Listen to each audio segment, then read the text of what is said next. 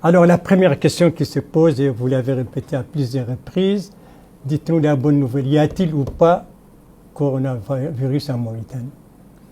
Bismillahirrahmanirrahim, sallallahu alayhi wa sallam.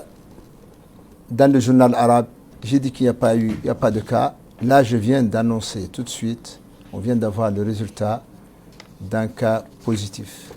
Ah bon? Nous avons un étranger qui est venu il y a 4 jours exactement.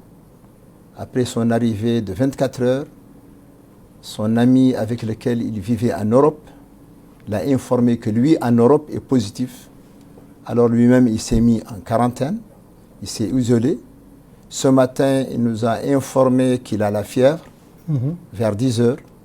Nos services se sont rendus sur place. Ils ont fait le prélèvement. L'analyse a continué.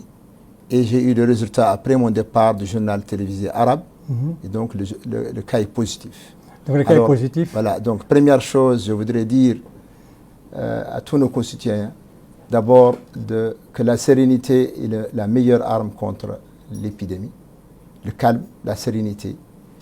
Que le ministère a été déjà prêt dans le cadre du comité interministériel suivant les orientations de son Excellence président de la République.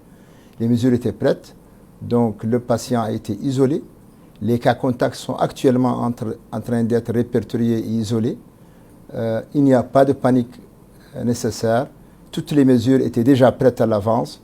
Donc le cas positif que nous avons, et c'est le premier cas positif, je le précise, est actuellement isolé dans un service qui a les moyens de pouvoir le prendre en charge. Mais il est là depuis 4 jours. Est-ce qu'on ne l'a pas repéré à l'aéroport? Il est là depuis 4 jours. À l'aéroport, ce qu'on repère, c'est les gens qui ont la fièvre. Ils n'avaient pas encore de la fièvre. Et donc, est-ce qu'il n'y a pas eu de contact avec lui? Exactement. Nous sommes en train de rechercher tous les contacts.